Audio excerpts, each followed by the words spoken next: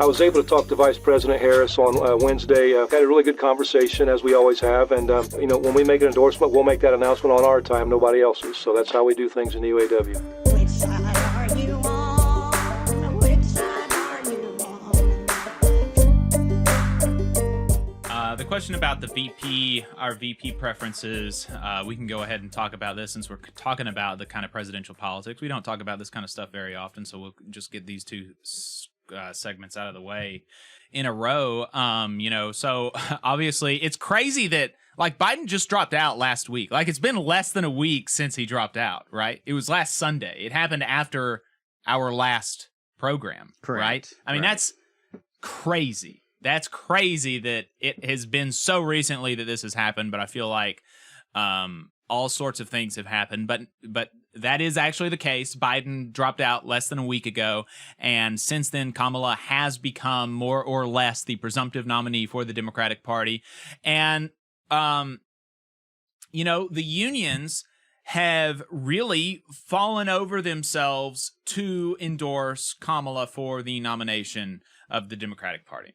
And I understand, just to try to be as good faith as possible, I can understand the impetus for that, to want to show some amount of loyalty to an administration that has objectively been the most pro-labor president, in the last, 40 years, really, at least. I think LBJ is the last president that really kind of comes close, or I think LBJ would surpass the Biden administration. But nevertheless, and I think that when some people say that, they mean it to be like, wow, isn't Joe Biden so great? Isn't he awesome? And then other people, and I'm more in this camp, say it just as a matter of fact and with recognition of the fact that this is the case, is indicative of the bar being extremely low rather than Biden being so great.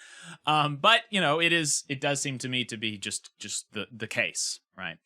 So I understand that, but the unions have really fallen over themselves to endorse Kamala Harris incredibly quickly. In less than a week, unions representing millions of members have endorsed Kamala Harris. And I don't believe a single one of these unions has even had so much as a straw poll of their members. In the endorsement process for Biden, at least very, very many unions had straw polls or actual, endorsement processes where members could voice could cast a vote or something like this, including my own union. But my own union has been one of them that has endorsed Kamala Harris this week, and I did not get any emails or any questions from local or national leadership about, should we do this? Should we do this? And it just does not make sense to me. It just does not make sense to me, especially after we came out of the situation with the endorsements of Joe Biden having been the earliest ever in a presidential election cycle. And that really bit us in the butt. I don't think that any unions are willing to say this publicly, but I think that they must recognize this because there has been recognition publicly among union officials of how much more energized their politically active members are about volunteering and voting for Kamala Harris over Joe Biden, right? There has been, among the Democratic base, it is palpable the amount of energy and invigoration that Joe Biden leaving the race has created. That is just the case. And yet, literally a week ago, unions were dead set against and coming out very strongly against Joe Biden leaving the race. And so if you put these two things together, the only thing that you can deduce from that is that unions made a mistake by either endorsing early or by staying so strong with that endorsement. Because unions are now recognizing that, Kamala Harris seems like she has a better chance of winning, and our members like her more, or maybe they don't like her more, but they're more excited to work for her, right? I mean, if you recognize that, and if you're willing to say that publicly, then it must logically have been a mistake to maintain the endorsement for so long. And so, with that context, existing in that context, it's just kind of difficult to understand why the rush to endorse Kamala Harris. And then we have seen within this rush to endorse Kamala Harris, there's now the Veep stakes, where two of the front runners apparently are Josh Shapiro of Pennsylvania and Mark Kelly of Arizona, both candidates that Labor would be opposed to and are concerned about. Mark Kelly, because he has been a longtime opponent of the PRO Act. He has not supported the confirmations of David Wheel to the Wage and Hour Division of the Department of Labor and Julie Su to Secretary of the Department of Labor. He's been a very just generally pro-business, anti-union politician. And then Josh Shapiro in Pennsylvania as governor has been a very strong proponent of school privatization, been a very big opponent of teachers' unions. And so if unions had not endorsed yet, you could see that those endorsements being used as leverage for the VP pick. And it's difficult for me to understand why the rush. I just don't understand it. I'm not saying that, the leaders are like evil or, they're totally stupid and they don't understand anything or anything like that. I tend to try to ascribe good faith and to disagreements, especially within the House of Labor, because I can't imagine why somebody would, want to be a union leader if they don't care at least a little bit about working people, because, you could make so much more money, working for Littler Mendelsohn, right? As an attorney, especially if you are a prominent union leader, right? I mean, Liz Shuler right now makes something like $200,000 or $300,000. She could overnight triple that amount of money if she went and worked for Littler Mendelsohn or any one of these other anti-union law firms. And so, there has to be some amount of commitment to the cause. And so I want to try to be willing to extend that good faith, but it is difficult for me to understand. And kind of along these lines, Shawn Fain was interviewed on MSNBC last night by Ali Velshi. And he kind of went over the case for why they're not in any rush.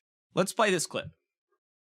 Joe Biden's been the most pro-labor president in memory, and he was the first sitting president to join a picket line when he marched in solidarity with the United Auto Workers during their strike last fall, which is one reason why the UAW endorsed Biden for president back in January of this year. The union has not yet endorsed Vice President Kamala Harris for the same job. So what inroads does she need to make with organized labor ahead of November's election? Joining me now is someone well suited to answer that question. Shawn Fain is the president of the United Auto Workers Union. Shawn, it's good to see you. We can do this the easy way or the long way. If you want to do it the easy way, you can tell me if you're going to endorse Kamala Harris, then we can talk about Olympics for 5 minutes. That sounds like a plan. Hey, thanks, Allie. Thanks for having us. Hey, look, as I said earlier, we have a process we follow when we do this. And, our membership drives this union now. It's not a top-down organization. So, we've been having discussions with our executive committee. I was able to talk to Vice President Harris on Wednesday. We tried hooking up, the last few days throughout the week and just couldn't make it work. And so we were able to talk, had a really good conversation, as we always have. And I told her, expectations we have, things we'd like to see. But our board, we are reaching out to leaders all over the nation and our regions and stuff and getting feedback from them, what they want to see, as we always do. And then, we'll make when we make an endorsement, we'll make that announcement on our time, nobody else's. So that's how we do things in the UAW. Let's talk about it. It's interesting because a lot of people don't know about the evolution of unions like yours, where you say it's not top down, it's consultative. And you talk about expectations and what you'd like to see. Can you tell me what some of those things are, some of the things you'd like a presidential candidate to commit to in exchange for your support? Look, this election's about one thing. It's about taking our lives back. It's about a working class that's been left behind for decades due to corporate greed and runaway greed at the top. And so, we have what we call our four core issues. And those are, a living wage. And that doesn't mean, a bare minimum. That means a living wage where when someone goes to work, no matter what work they do, they can live a decent life. Adequate health care for everybody. There's no excuse in the richest nation in the world that we don't have health care for everyone. It should be a right. Retirement security. Retirement security is a must. 60% of the people in this nation have no retirement savings, not because they're not responsible, but because they don't make enough money to save anything. And then the final thing is taking our time back, taking our lives back. I mean, many workers in the working class work 7 days a week, 12 hours a day, or 2 and 3 jobs just to scrape to get by. And that's not a life. So, working class people are fed up with basically working their asses off and generating all these massive profits for these companies and then being left behind. That doesn't work for us. So those to me are the core 4 things that got to happen in this country. That's why 75% of Americans supported us in that fight. That was quite a strike that you guys had and met with great success in that. Senator Mark Kelly, one of the people who is being thought about as a vice presidential candidate, he's on the short list to join the Harris ticket, just endorsed the PRO Act, something he hadn't done. It's a massive piece of labor rights legislation. Do you take that as a sign that union rights are going to be a red line for the Kamala Harris campaign? Look, they should be. Anyone that didn't support the PRO Act does not support working class people, in my opinion. And, that's got to happen. That's a must for us.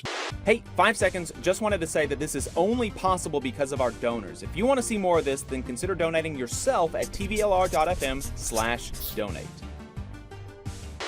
So there you go. That's kind of the case for, why the worry, why the hurry. We can always endorse later, and you might get some leverage for that. I suppose the argument against that and in favor of endorsing early would be that potentially you would see that if we endorse early, our loyalty will be rewarded. And so, I don't know if, I don't know if that's worked, Yeah, look at the last 40, 50 years and get back to me on how effective that's been, that kind of subservient type role in relationship. I mean, frankly, we need to be in a position where the Democrats and Republicans are both coming to us, begging us for endorsements and support, right? Because they fear us. That's where we need to be. Right. And we're not there yet.